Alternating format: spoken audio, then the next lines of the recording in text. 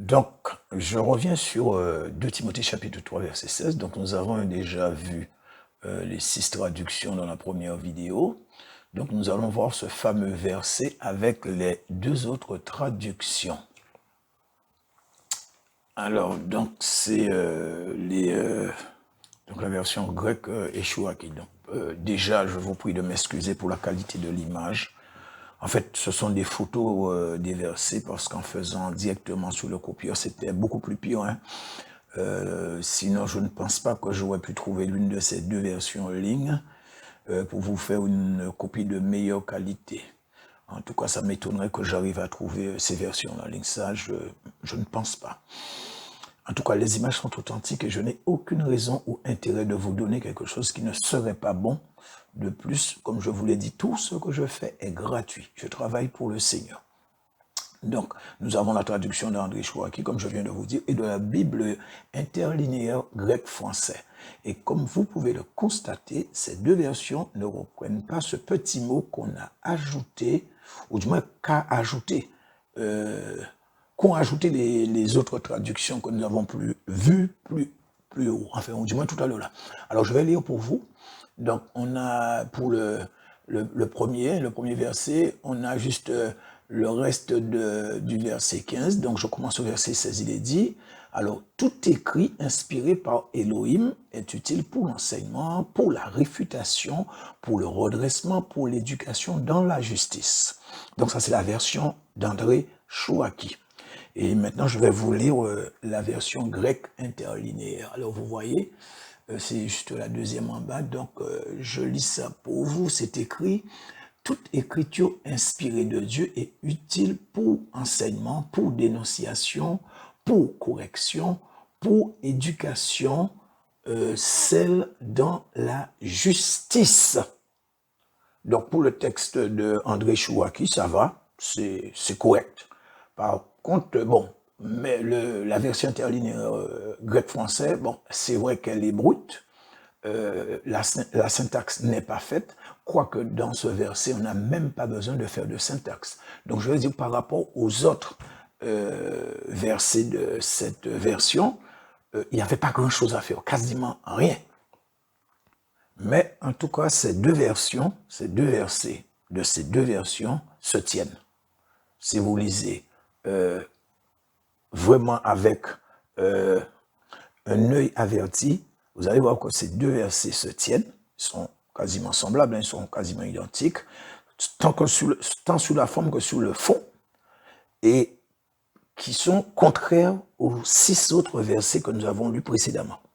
Donc pour mes mots, je vous le redis car c'est important. Il y a une différence fondamentale et doctrinale entre ce qui est inspiré par Dieu lui-même dans la Bible et l'ensemble des écrits de la Bible. Ça, je vous l'ai déjà dit, je vous le redis. Et justement, concernant ce verset en particulier, je vous l'ai dit aussi, j'avais rappelé, ou du moins, bon, c'était effectivement dans l'enseignement, un fait qui s'était déroulé dans le jardin de Gethsémane avant que les gardes n'arrêtent le Seigneur et qui mettait à terre les traductions classiques que nous avons lues, particulièrement les 6 autres que nous avons lues précédemment, qui ont ajouté le verbe être conjugué au présent comme faisant partie du verset en traduisant « toute écriture est inspirée de Dieu », alors que ce n'est pas ça du tout. Dans le cas du texte original, et je vous l'ai lu, ou du moins le texte qui se rapproche de l'original, la version grecque interlinéaire que je viens de vous lire, et également dans le texte de André Chouaki, vous ne voyez non plus le verbe être conjugué au présent. Donc, vous voyez, tout ça, c'est un ajout. Ça ne venait pas de la Bible, mais ils l'ont ajouté. Donc maintenant, vous comprenez pourquoi je vous ai dit qu'aucun docteur en théologie ne me fait peur. Voilà la preuve par la Bible, et je vous l'avais déjà fait voir avant ça. Donc, je reprends pour ceux qui n'ont pas écouté cet enseignement.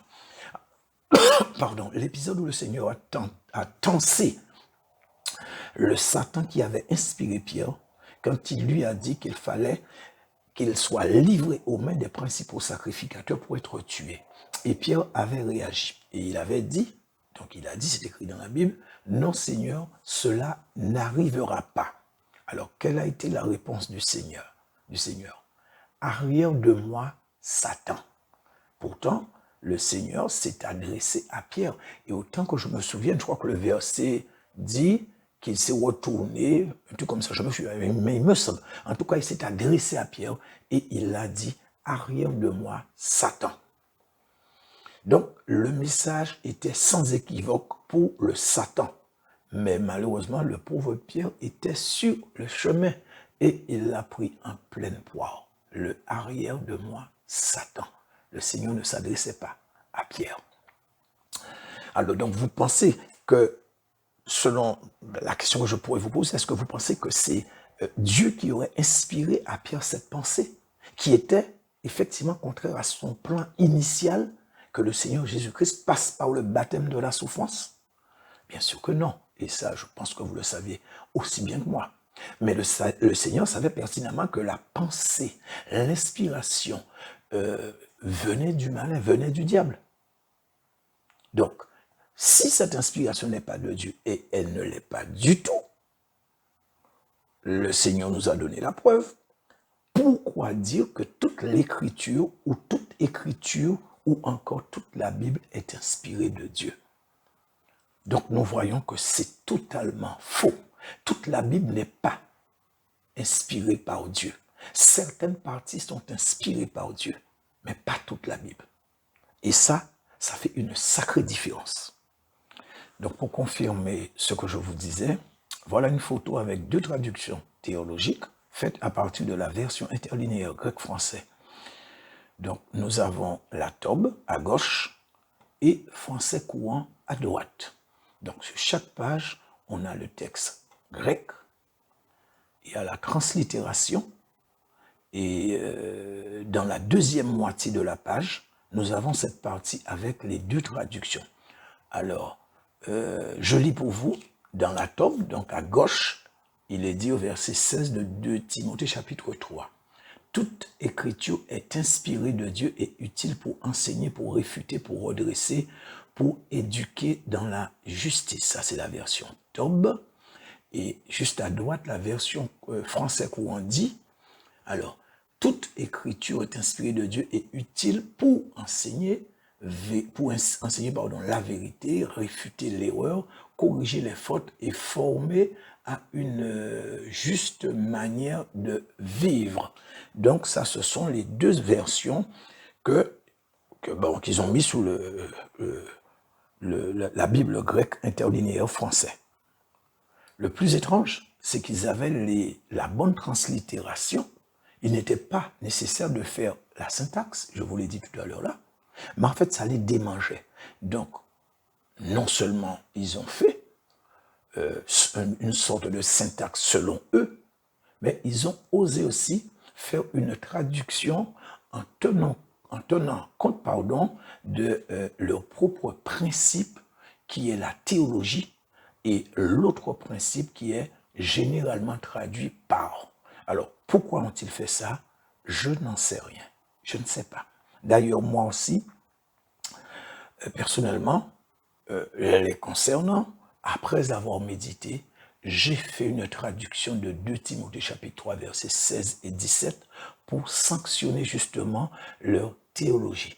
Et voilà ce que ça donne. Toute la théologie est utile pour enseigner dans la tromperie et le mensonge, pour induire les gens en erreur, pour dénaturer les versets et les saintes doctrines de la Bible, afin que l'homme de Dieu ne soit pas parfaitement préparé contre les ruses du diable, du Satan. Voilà, ça, c'est 2 Timothée 3, 16, 17. Je destine cette traduction à la théologie. En tout cas, il y a une chose que je sais. En ce qui me concerne, leur traduction ne trouve pas d'écho chez moi. Alors, si les autres, si vous voulez accepter, c'est vous qui voyez. Mais moi, personnellement, je réfute, je rejette ce genre de traduction, car ça ne respecte pas le texte original. Je fais justement ce que Paul a dit à Timothée dans ce même verset. Corriger, réfuter, redresser, rejeter. J'applique. Alors donc ça, c'était le premier exemple, pardon. Alors, probablement certains parmi vous ont écouté l'enseignement que j'avais posté justement sur ça. Et maintenant, nous allons voir juste 4 autres exemples. c'est pour vous montrer que ce n'est pas un tout petit truc de rien du tout, mais c'est très important. Donc maintenant, nous allons prendre Genèse chapitre 6, versets 5 à 6, et Nombre chapitre 23, versets 18 à 19. Alors, il est dit, Genèse 6, 5 à 6, ou du moins 6, 5 et 6. L'Éternel vit que la méchanceté des hommes était grande sur la terre et que toutes les pensées de leur cœur se portaient chaque jour uniquement vers le mal. L'Éternel se repentit d'avoir fait l'homme sur la terre et il fut affligé en son cœur. Donc ça, c'est la version de Second 1910, la version classique qu'on utilise couramment dans les prédications, dans les enseignements, etc. Et nous allons lire maintenant le Nombre 23, 18, 19, ce qui est dit. Il est dit, Balaam prononça son oracle et dit, lève-toi Balak, écoute, prête-moi l'oreille, fils de Zippor. Verset 19, Dieu n'est point un homme pour mentir, ni fils d'un homme pour se repentir. Ce qu'il a dit, ne le fera-t-il pas? Ce qu'il a déclaré, ne l'exécutera-t-il pas? Alors je suis désolé parce que je vous ai mis que le verset 19 de Nombre 23, mais en fait c'est ce verset-là justement qui nous intéresse. Alors, regardez bien, ces deux versets se contredisent. Genèse 6, 6 dit, « L'Éternel se repentit d'avoir fait l'homme sur la terre. » Dieu se repentit. Or, Nombre dit le contraire. Nombre dit, « Dieu n'est pas un fils d'homme pour se repentir. » Donc, vous voyez, il y a un passage qui dit, « Dieu se repentit », et l'autre passage dit, « Dieu n'est pas un homme ou un fils d'homme pour se repentir. » Alors, pourquoi cette flagrante contradiction entre ces deux versets? Dans un verset, nous avons quelque chose, et dans l'autre, nous avons le contraire. Alors, donc, le mot là qui a été utilisé pour repentir, c'est le mot hébreu nacham ou nakam. Donc, je ne sais pas comment ça se prononce, c'est N-A-C-H-A-M. Donc, c'est ce mot-là qui a été employé et qui veut dire être rempli de pitié, avoir de la compassion, regretter, souffrir de chagrin, se repentir. Donc, s'ils avaient tenu compte de ce qui était écrit dans le livre des Nombres, ils n'auraient pas utilisé ce synonyme qui est repentir, même si moi je ne le considère pas trop comme un synonyme qui aurait pu être utilisé dans le verset. Parce que ce qui est écrit dans le livre de Genèse, c'est bon. C'est ce qui est écrit dans le livre des Nombres qui vient pour contredire ce qui est écrit dans le livre de Genèse. Ça veut dire que c'est le livre de Nombres qui n'a pas été bien traduit. Enfin, quand je dis le verset, vous avez compris. Donc, vous voyez dans ce deuxième exemple qu'il y a un énorme problème. Donc, si après ça, vous voulez continuer à accepter, bon, je ne vais pas dire les deux versets, puisque le premier, il était bon, c'est dans le livre de Nombres. Mais souvent, quand on a tendance à utiliser... non, je crois que je vous ai dit une connerie. Non, c'est le livre de Nombres qui est... Attendez, absolument, c'est le livre des Nombres qui est bien écrit, qui a été bien traduit. Donc, effectivement, Dieu n'est pas un homme ou fils d'homme pour se repentir. Donc, ça, c'est bien traduit. Par contre, c'est le livre de la Genèse qui n'est pas bien traduit. Ou du moins, le verset de Genèse qui a été mal traduit, contrairement à ce que je l'ai dit. Mais je pense que vous avez compris. On est tous hommes, on peut faire des erreurs. Mais en tout cas, frères et sœurs, excusez-moi, mais bon, je vous l'ai montré. Je n'ai pas écrit une Bible, moi. Je n'en ai pas traduit non plus. Je vous ai fait simplement voir le problème qu'il y avait. Donc si maintenant, malgré que vous avez vu le problème, vous voulez continuer à lire Genèse tel qu'écrit dans le livre parce que c'est un docteur en théologie qui l'a fait, que Dieu s'est repenti, alors que le livre de Nombres nous dit que Dieu n'est pas un homme pour se repentir. Donc ça veut dire qu'il y a un problème. Ça veut dire que ceux qui vont continuer à le faire, eh bien, ils n'ont pas compris. Qu'est-ce que je peux vous dire d'autre? Alors, le prochain cas, ce sera dans le livre de Samuel. 1 Samuel chapitre 16, versets 16 à 23. Alors, bon, je ne vais pas tout lire parce que, bon, c'est un petit peu assez long. Ça va prendre beaucoup de temps. Mais je vais vous faire un petit résumé, quoique vous savez déjà de quoi il est parlé. Donc, soyez très attentifs à ce que je vais vous montrer. Donc, je vous fais un petit résumé.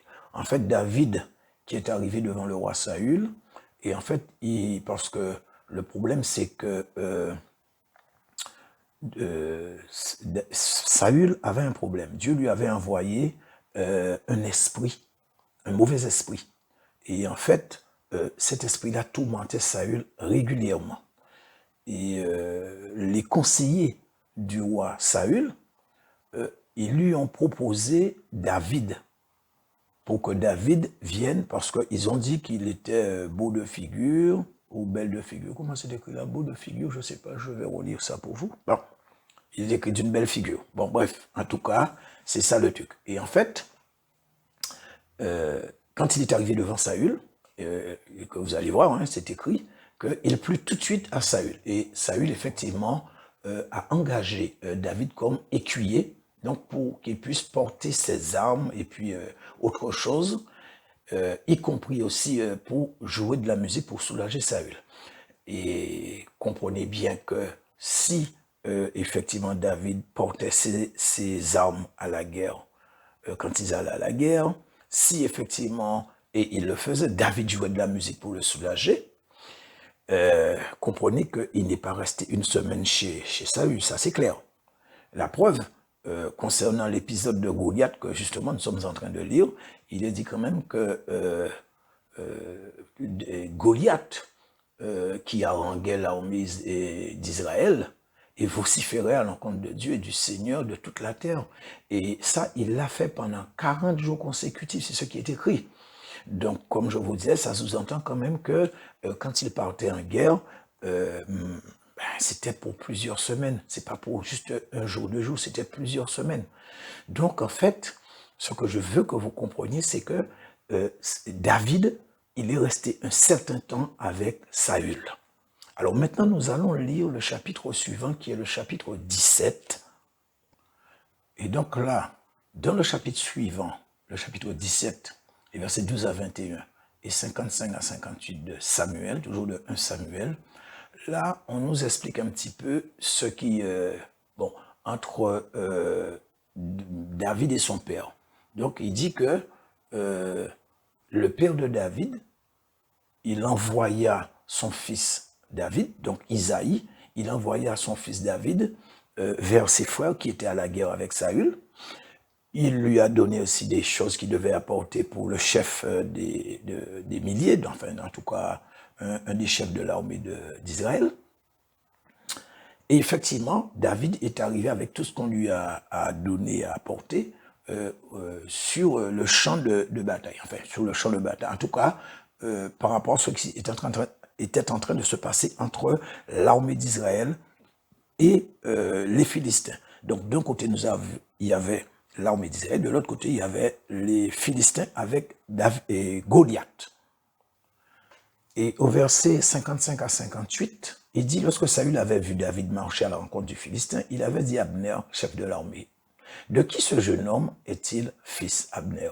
Abner répondit, « Aussi vrai que ton âme est vivante, ô roi, je l'ignore. » Verset 56, « Informe-toi donc de qui ce jeune homme est fils, dit le roi. » Verset 57, « Et quand David fut de retour après avoir tué le Philistin, Abner le prit et le mena devant Saül.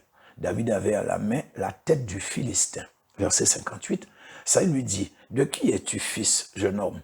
Et David répondit, « Je suis fils de ton serviteur Isaïe, Bethléemite. » Donc, je relis les versets 20 à 23 du chapitre 16 qui nous disait, « Isaïe prit un âne qui chargea de pain, d'une outre de vin et d'un chevreau, et il envoyait ces choses à Saül par David, son fils. » Verset 22. David arriva auprès de Saül et se présenta devant lui. Il plut beaucoup à Saül et il fut désigné pour porter ses armes. Verset 22. Saül fit dire à Isaïe, je te prie de laisser David à mon service car il a trouvé grâce à mes yeux. Verset 23. Et lorsque l'Esprit de Dieu était sur Saül, David prenait la harpe et jouait de sa main. Saül respirait alors plus à l'aise. Il était plus à l'aise. Non, qu'est-ce que je veux dire? Saül respirait alors plus à l'aise et se trouvait soulagé. Et le mauvais esprit se retirait de lui. Donc, comme je viens de vous dire, David n'est pas resté que juste quelques mois, mais forcément, il est resté des années au service de Saül. Ils allaient en guerre, et c'est David qui était son écuyer qui portait ses armes, et c'est lui aussi qui jouait de la musique pour le soulager de son tourment. Or, nous avons dans le chapitre suivant, le 17, un chapitre qui vient après le chapitre 16, donc du temps et des événements sont passés entre ces deux chapitres, et normalement, Saül avait fait amplement, il aurait dû faire amplement connaissance avec son porteur d'armes, et son musicien, flûtiste et harpiste. Mais malheureusement, ce n'est pas ce que je constate. Et même que c'est le contraire. Nous avons un Saül qui est soudain devenu amnésique. Il a adopté David, qui est devenu son porteur d'armes, dans le chapitre 16, mais tout de suite après, dans le chapitre 17, là où leurs relations devaient être encore plus proches, parce qu'ils ont passé un certain temps ensemble, entre musique et guerre et autres, mais on nous montre un Saül déconcerté, un Saül qui est devenu soudainement amnésique. Alors, s'il était de notre temps, on aurait dit qu'il est devenu Alzheimer, au point de ne plus se souvenir de celui qu'il a lui-même désigné au chapitre précédent, choisi pour porter ses armes quand il allait à la guerre et autres prestations, y compris pour jouer de la musique pour lui.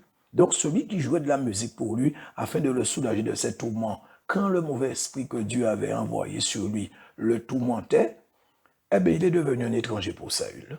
Un David qui est resté suffisamment longtemps au service de Saül. Désormais, Saül demande « Qui es-tu, jeune homme ?» Mais le plus pire, le capitaine de l'armée de Saül, Abner, ne sait plus apparemment qui est David. Et même ses conseillers, puisque c'est eux-mêmes qui lui ont parlé du fils d'Isaïe, au verset 16 du chapitre 16, eux aussi apparemment ne se souviennent plus de David qui jouait de la musique pour Saül, celui que eux-mêmes avaient conseillé. Personne ne se souvient de qui est David. C'est quand même assez étrange tout ça. Vous ne trouvez pas? Moi en tout cas, oui. Donc vous avez compris en gros ce que je voulais faire ressortir. Dans le chapitre 16, David est arrivé au service de Saül. Donc normalement chapitre 17 qui est un chapitre après, donc le temps est passé. Normalement il devait se connaître suffisamment bien, car il mangeait chez Saül, il portait ses armes, etc. Mais là personne ne se souvient plus de Saül et c'est vraiment étrange. Nous allons voir un avant-dernier cas. Alors c'est dans le livre de Romains chapitre 11 versets 33 à 36 et 1 Roi chapitre 22 versets 19 à 22. Alors il nous est dit, Romains 11, 33 à 36. Ô profondeur de la richesse, de la sagesse et de la science de Dieu, que ses jugements sont insondables et ses voies incompréhensibles. Car, verset 34, qui a connu la pensée du Seigneur ou qui a été son conseiller? Verset 35, qui lui a donné le premier pour qu'il ait à recevoir en retour? Verset 36, c'est de lui, par lui et pour lui que sont toutes choses. À lui la gloire dans tous les siècles. Amen. Donc ça c'est dans le livre de Romains et c'est Paul qui nous dit ça. Et nous allons lire 1 Roi chapitre 22, verset 19 à 22. Il est dit, donc nous avons le premier dans le Nouveau Testament et nous avons l'autre dans l'Ancien Testament. Il dit, verset 19, et Michée dit, écoutez donc la parole de l'Éternel. J'ai vu l'Éternel assis sur son trône et toute l'armée des cieux se tenait auprès de lui à sa droite et à sa gauche. Verset 20. Et l'Éternel dit, qui séduira Akab, ou Achab, je ne sais pas comment on prononce, en général j'entends Akab, donc je dis Akabin, pour qu'il monte à Ramoth en Galaad et qu'il y périsse. Ils répondirent l'un d'une manière, l'autre d'une autre manière. Verset 21. Et un esprit vint se présenter devant l'Éternel et dit, moi, je le séduirai. Verset 22. L'Éternel lui dit, comment? Je sortirai, répondit-il, et je serai un esprit de mensonge dans la bouche de tous ces prophètes. L'Éternel dit, tu le séduiras et tu en viendras à bout. Sors et fais ainsi. Alors là, frères et sœurs, pour moi, ce cas-là est le plus bizarre. Un esprit qui conseille à l'Éternel alors que nous lisons dans Romains que Dieu n'a besoin des conseils de personne. Donc, à vrai dire, je ne sais pas trop quoi penser dans ce cas-ci-là. Et je vous avoue que ce cas-là me dépasse. Il faut dire que je ne me suis pas... j'ai pas été faire des recherches, hein, mais il faut avouer quand même que ça peut déconcerter n'importe qui. En tout cas, moi, Je vous dis, comme je dis, pas fait de recherche en profondeur, mais là, je trouve que quand même c'est un petit peu, il est vraiment bizarre ce cas-ci. Donc, Apocalypse 21, 10 à 16, il est dit, « Et il me transporta en esprit sur une grande et haute montagne, et me montra la ville sainte, Jérusalem, qui descendait du ciel de près de Dieu. Ayant la gloire de Dieu, verset 11, son éclat était semblable à celui d'une pierre très précieuse, d'une pierre de jaspe, transparente comme du cristal. Verset 12. Elle avait une grande et haute muraille. Elle avait 12 portes, et sur les portes 12 anges et des noms écrits, ceux des 12 tribus des fils d'Israël. À l'Orient, 3 portes. Au nord, 3 portes. Au midi, 3 portes. Et à l'Occident, 3 portes. La muraille de la ville avait 12 fondements et sur eux les 12 noms des 12 apôtres de l'agneau. Verset 15.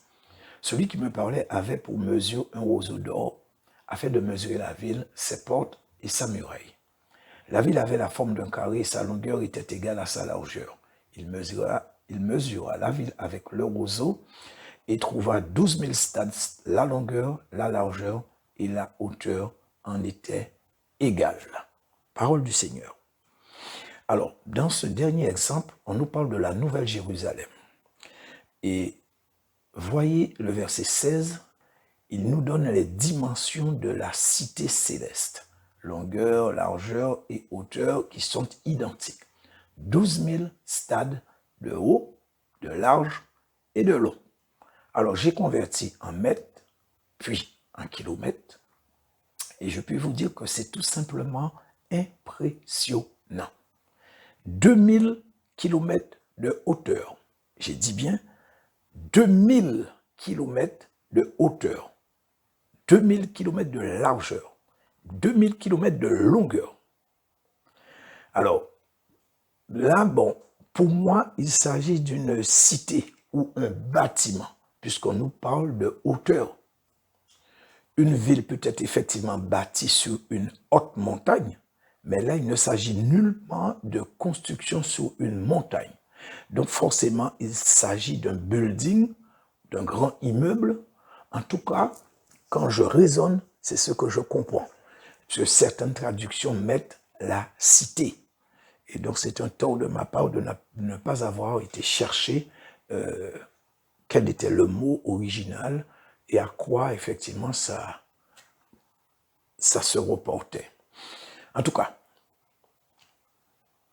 je voudrais juste ouvrir une petite parenthèse là-dessus. Vous savez que le diable est un copieur, ça vous le savez. La cité de la Jérusalem céleste est la plus grande jamais construite. Et je ne pense pas qu'on pourrait construire un building ou une cité avec ces dimensions titanesques. Eh bien, étant donné que le diable, il est un copieur, eh bien, il a fait construire l'église qu'ils appellent Saint-Pierre au Vatican, donc à Rome. C'est la plus grande église du monde avec une superficie de 23 000 mètres carrés sur le plus petit pays du monde. Donc, je vous laisse voir les proportions, le ratio et vous allez comprendre. Et elle peut contenir jusqu'à 60 000 personnes. Donc, un stade de foot. Et je referme la parenthèse. Alors, pour revenir sur les dimensions de la cité céleste, alors je ne sais pas si vous avez une idée de ce que pourrait représenter cette hauteur, ou largeur, ou longueur. Mais là, je vais plus vous parler puisque la longueur, la largeur, ça c'est pas très parlant parce que bon, on est habitué sur Terre. Mais là, je vais parler de la hauteur. Et même pour la largeur et la longueur, hein. Mais là, je vais vous parler de la hauteur. Alors, je vais le comparer pour vous à la tour Eiffel qui est à Paris. Donc, pour ceux qui sont en France et qui connaissent un petit peu. Il faudrait empiler. Alors, tenez-vous bien. Il n'y a pas d'erreur. J'ai vérifié. Mes calculs, je les fais avec une calculatrice. Donc, il n'y a pas risque que je fasse d'erreur. 6451 tours Eiffel empilées l'une sur l'autre. 6451 tours Eiffel. Ou encore pour la tour Montparnasse, vous mettez sur cette tour 9523 autres tours de la même hauteur empilées l'une sur l'autre. Et là, vous aurez la hauteur de cette cité qui est la nouvelle Jérusalem, la Jérusalem céleste. C'est écrit, je l'ai lu pour vous, j'ai simplement fait la conversion pour ceux qui auront du mal à vraiment avoir une idée des dimensions hors normes qu'a la cité céleste. Alors, surtout, n'essayez pas de raisonner avec des pensées humaines, des pensées logiques cartésiennes, ou je ne sais pas, cartésiennes. N'essayez pas de prendre les standards et les normes humains, parce que vous risquez de rejeter ce qui est écrit, parce que ça ne vient pas de moi. Le stade, c'est une mesure antique, et j'ai été chercher. Donc, j'ai fait des recherches. Je n'ai pas pris sur moi pour pouvoir faire la conversion si je n'avais pas été chercher. J'ai été chercher. Donc, il est vrai que par le passé, j'avais fait des recherches appropriées là-dessus. Et là encore, j'ai revérifié. Et je vous confirme effectivement, c'est bien ce que j'ai dit. 6450 tours Eiffel empilées les unes sur les autres pour atteindre la hauteur de la cité céleste, ou 9523 tours Montparnasse pour arriver au sommet de la ville.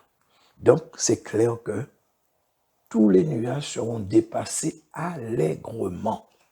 Et je puis vous dire qu'à cette hauteur, avec nos yeux physiques, nos yeux de chair, je doute qu'on arriverait à voir la France.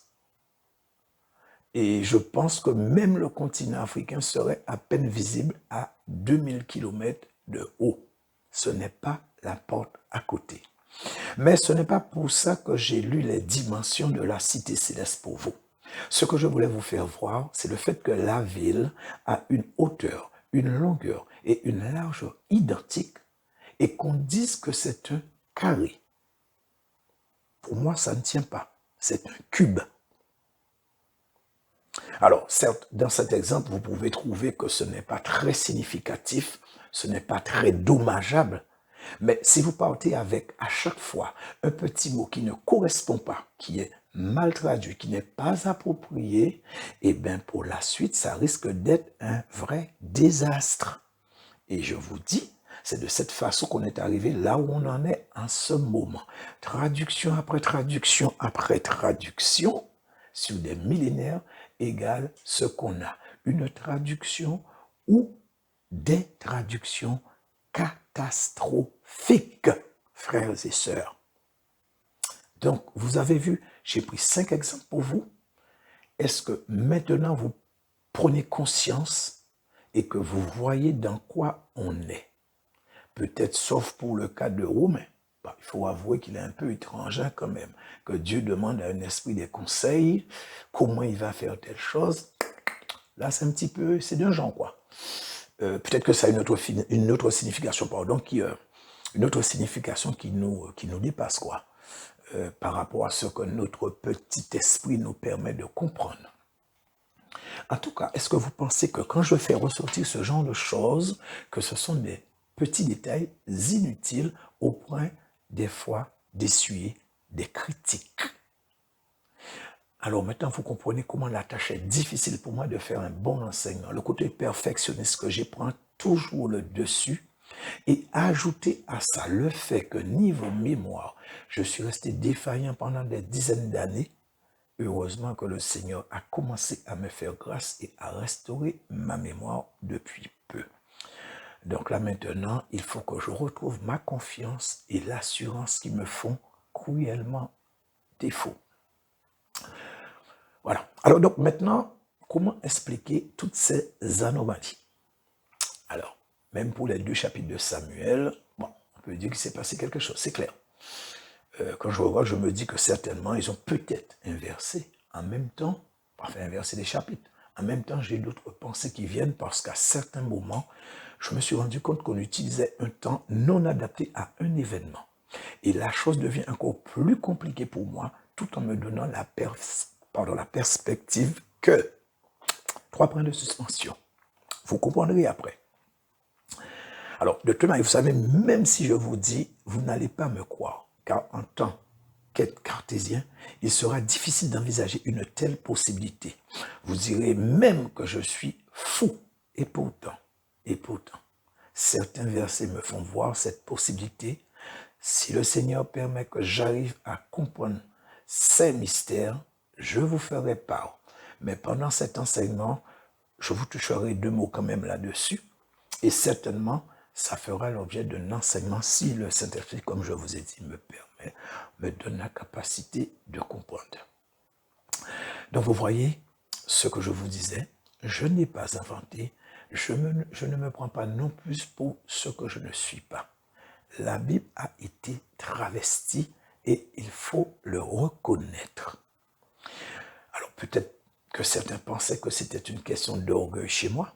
Eh bien, vous voyez maintenant que je n'avais pas exagéré. Il n'est pas une question d'orgueil. C'est une réalité, c'est un fait qui est là, qui est indéniable et que nous ne pouvons ignorer parce que je vous l'ai fait voir. Et malheureusement, je sais que même avec ces preuves irréfutables, il y en aura qui continueront à accepter ces contradictions. Mais bon, chacun fait comme il veut. Mon rôle s'arrête ici. Vous avertir de ce que le Seigneur me permet de voir, de constater. Après, frères et sœurs, c'est vous qui voyez. Bon, alors, juste avant de commencer, j'aimerais vous dire ceci pour mes mots.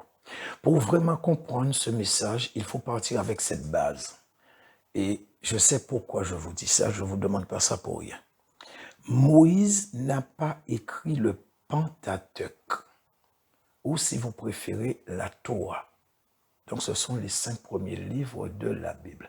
Nulle part dans la Bible, il est dit que Moïse a écrit les 5 premiers livres de la Bible. Ça encore relève pour ma part de l'interprétation, d'approximation et de sous-entendu. Bien sûr par rapport à ce que je comprends. C'est toujours par rapport à ce que je comprends. Parce que moi, je regarde, je lis, je médite. Alors je vous dis encore, frère, ce n'est pas parce que certains le disent que vous devez le répéter si on ne peut vous prouver une telle affirmation. Parce que si on vous demande où c'est écrit dans la Bible, vous serez embarrassé. Vous serez dans l'incapacité de le prouver. Alors il faut éviter de le répéter, sauf si on vous le prouve. Mais moi je vous dis que Moïse n'a pas écrit le Pentateuque, je vous le dis. Et je vais vous donner juste un verset qui contredit cette probabilité. Alors, il est dit, Exode chapitre 19, verset 20, « Ainsi l'Éternel descendit sur la montagne de Sinaï, sur le sommet de la montagne. L'Éternel appela Moïse sur le sommet de la montagne, et Moïse monta. » Ainsi l'Éternel était sur le mont Sinaï, et il a appelé Moïse. Regardez bien ce qui est écrit. L'Éternel appela Moïse, et Moïse monta. Si c'est Moïse qui a écrit ce passage, pourquoi ne parle-t-il pas à la première personne du singulier comme le fait si bien l'apôtre Paul quand il adressait ses lettres ou ses épîtres aux églises? Pourquoi ne dit-il pas « L'Éternel m'appela » ou « m'a appelé et je suis monté ». Donc vous voyez que ça coince là. Personnellement, ça ne sort pas de ma bouche, peu importe celui qui le dirait. Je n'ai aucune preuve biblique, donc je ne peux pas le dire, c'est tout. Ça fera de moi un hypocrite. Je ne répète pas tout ce que j'entends et tout ce qu'on suppose venir de la Bible. Souvenez-vous de ce que ce même Paul avait dit aux Thessaloniciens dans sa deuxième lettre, au chapitre 2, versets 1 à 2. Et vous connaissez tous ce verset. Il dit, pour ce qui concerne l'avènement de notre Seigneur Jésus-Christ et notre réunion avec lui, nous vous prions, frères, verset 2, de ne pas vous laisser facilement ébranler dans votre bon sens et de ne pas vous laisser troubler soit par quelque inspiration, soit par quelque parole ou par quelque lettre qu'on dirait venir de nous, comme si le jour du Seigneur était déjà là. Donc, vous voyez à quoi ils étaient confrontés. Bon, peut-être qu'il y avait ce que j'appelle des infiltrés et qu'ils essayaient par tous les moyens de déstabiliser les assemblées. Et donc, les églises, enfin les assemblées ou les églises, en envoyant certainement des messages ou des bruits de couloir, comme on fait souvent ici. Enfin, ici, souvent en ce moment, quoi. Et en fait, l'église de Thessalonique en était une des cibles. Donc, en faisant croire à des choses qui étaient contraires à ce que Paul leur avait dit. Donc, alors, ceci dit ça se pourrait aussi que que quelqu'un aurait mal compris les propos de Paul et les aurait déformés inconsciemment, et de là est partie une certaine rumeur. Mais le résultat, les faits sont là, on ne peut pas le nier. Alors, frères et sœurs, pensez-vous que ce temps où dire des choses qui n'ont pas de base, de fondement biblique, n'est plus? Certainement pas. Parce que je vois qu'il y a... Le Seigneur donne des songes, des messages à des frères et des sœurs, ou des, je ne sais pas, serviteurs, peu importe, pour donner, pour avertir son peuple. Mais on leur donne 10 secondes de message, et voilà que ils nous font un enseignement ou une prédication du dimanche, quoi. Ça dure 40, 50 minutes, 1 heure. Alors que le Seigneur leur a donné peut-être 10, 15 minutes, 15 secondes, 20 secondes de révélation. Mais ils vont faire un plaidoyer avec ça. Ils vont